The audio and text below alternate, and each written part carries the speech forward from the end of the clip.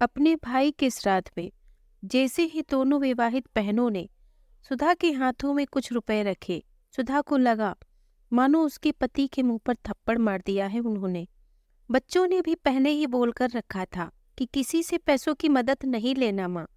सुधा आसपास के लोगों के सामने ननदों को रुपए वापस कर उनका अपमान नहीं करना चाहती थी। खून का घूंट पीकर वह चुप रही। हाँ, उनसे इतना जरूर कहा था, तुम्हारे भाई के जैसे जिम्मेदार इंसान ने अपने मरणोपरांत होने वाले खर्चों का बंदोबस्त पहले ही कर रखा था। आज से 28 साल पहले वरुण की पत्नी बनकर आई थी सुधा। ससुराल में कदम रखते ही उसे अपने पति की जिम्मेदारियों का आभास हो चुका था। घर में कदम रखते ही नए नए दूल्हे के हाथों बाजार की थैली देते हुए सास को तनिक भी संकोच नहीं हुआ था। एक बहन की शादी 5 साल पहले ही हो चुकी थी। एक अविवाहित शादी लायक बहन थी घर पर। सुधा ने वरुण से पूछा भी था कि शादी लायक बहन घर में रहते हुए उन्होंने शादी करने का गैर जिम्मेदाराना निर्णय क्यों लिया। माँ को शौक था बहू को घर लाकर फिर बेटी को विदा करने का।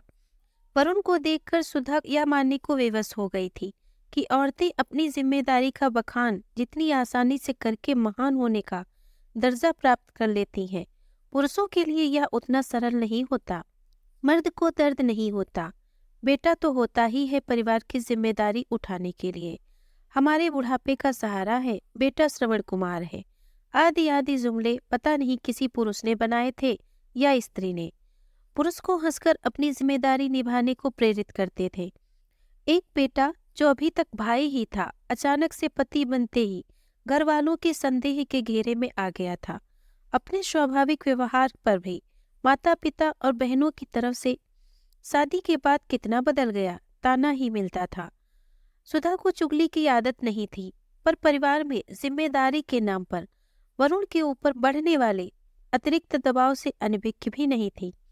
अविवाहित बहन की शादी की जिम्मेदारी पिता ने बेटी बहू पर डाली थी।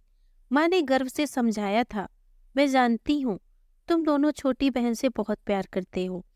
अब हमारी उम्र हो गई है, यह जिम्मेदारी तुम दोनों ही उठाओ। वरुण के मना करने के बावजूद भी सुधा इस नई जिम्मेदारी को पाकर अभिभूत थी। जब खर्च की बात निकली तो ससुर ने बैंक में ज्यादा पैसे न होने की बात साफ कर दी। सुधा की बड़ी ननद से पैसे लेने का सुझाव देते ही मानो घर पर विस्फोट हुआ। ससुर गरजती हुई बरसे, क्या मतलब है तुम्हारा बहू? तुम्हारी हिम्मत कैसे हुई यह कहने की? हमारे खानदान में बेटी से कुछ भी मदद लेना पाप समझा जाता है। क्यों पाप क्यों समझा जाता है पापा? अपने माता पिता के प्रेम पोषण और सुख पर जब बेटी का समान अधिकार है, तब मुसीबत के समय जिम्मेदारी में हिस्सा लेने का दायित्व बेटियों पर क्यों नहीं हो सकता? सुधा अपने व्यक्तिगत विचार उजागर कर उन दोनों के कोप का भाजन बन गई। वरुण को भी उसकी दखल अंदाजी पसंद नहीं आई। यद्यपि बड़ी ननद ने मदद करने का सब्जबाग दिखाया था, पर विवाह के समय अपनी असमर्थता जाहिर की थी ननद और उनके पति ने। वरुण ने बाजार से कर्ज लेकर अपना दायित्व निर्वाह किया था, जिसमें सुधा की भी सहभागिता रही। कर्ज के बोझ तले दबे वरुण को दिन प्रतिदिन टूटते देखा था सुधा ने। एक कर्ज को पूरा करने के लिए हर बार एक नया कर्ज वरुण को कम उम्र में ही चिंताग्रस्त बना रहा था। ननद की शादी वाले महीने में ही सुधा की मां बनने की पुष्टि भी हुई थी। अब एक जिम्मेदार बेटा, भाई और पति बेबस पिता बन रहा था। बेटे की दुनिया में आने की खबर सुनकर भी एक उदार पिता जिम्मेदारी की बोझ तले अपनी खुशी बांट भी नहीं पा रहा था। जिस बहन के बेटे के जन्म के समय मामा ने पूरी कॉलोनी में मिठाई बांटी हो, वह अब मजबूर था। एक शौकीन लड़का जो बिना परफ्यूम बिना प्रेस किए कपड़े पहने घर से बाहर नहीं निकलता था, आज वक्त से पहले ही नीरस हो चुका था। अपने दुख को औरतों की तरह न कह पाने का दंश पुरुष को किस तरह अंदर ही अंदर खोखला कर देता है, यह वरुण को देखकर समझ सकती थी सुधा। कभी कभी सुधा भी निराश होकर बच्चों के भविष्य, अपने बुढ़ापे की सोच की खातिर वरुण पर झल्ला उठती थी। क्या इकलौता बेटा होना अपराध होता है परिवार में? समय से पहले अतिरिक्त कर्ज के बोझ ने वरुण को शुगर का मरीज बना दिया था। सुधा भी अपनी तरफ से पति की जिम्मेदारी में सहभागिता कर रही थी, स्कूल में नौकरी करके। ससुर की लंबी बीमारी और उनकी मृत्यु ने फिर एक नया कर्ज वरुण के ऊपर डाल दिया था। सुधा के मायके में भी समय समय पर सुधा मदद करती थी, बेटी होने के नाते।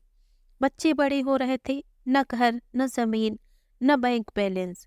बच्चों के भविष्य की चिंता करने पर एक दिन वरुण ने दृढ़ संकल्प लेकर कहा था उससे, सुधा, तुम्हारे पिता की असामयिक मौत के बाद प्राइवेट नौकरी होने के कारण तुम्हारी माँ को अपनी नंदों के सामने हाथ फैलाना पड़ा था। जिस एहसान को तुम हमेशा अपने सर पर लादे रही, मैं तुम्हें यह दिन कभी नहीं देखने दूंगा। तुम्हें ना तो अपनी ननदों के पास और ना ही अपने भाइयों के पास हाथ नहीं फैलाना पड़ेगा। मेरे न रहने पर भी तुम्हारे और बच्चों के प्रति मैं अपनी जिम्मेदारी निभाऊंगा। आज उनकी 13वीं के दिन कंपनी से मिले पैसों से ही सारे खर्चे पूरे हो रहे थे। उनके प्राइवेट फंड और ग्रेजुटी के पैसों से उनकी लाडली बेटी की शादी भी हो जाएगी। अभी नौकरी बची थी शेष, सो बेटे को उनकी नौकरी मिल जाएगी। उनकी पत्नी को हर महीने पेंशन मिलेगी। दुनिया से जाकर भी उस पुरुष ने अपनी सारी जिम्मेदारियां निभा दी थी।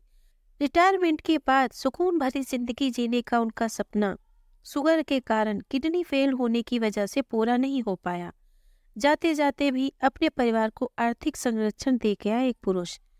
अगले दिन ननदों की विदाई करते हुए उनके दिए हुए रुपए उन्हीं के बच्चों को सास के हाथों दिलवाकर सुधा ने वरुण की आत्मा को निश्चिंत ही शांति पहुंचाई थी। एक जिम्मेदार पुरुष के स्वाभिमान पर चोट कैसे लगने दे सकती थी सुधा। दोस्तों, अगर आपको ये कहानी पसंद आई हो तो प्लीज़ इसे लाइक और शेयर करें। अगर आप हमारे चैनल पर नए हैं तो प्लीज़ इसे सब्सक्राइब करें। धन्यवाद।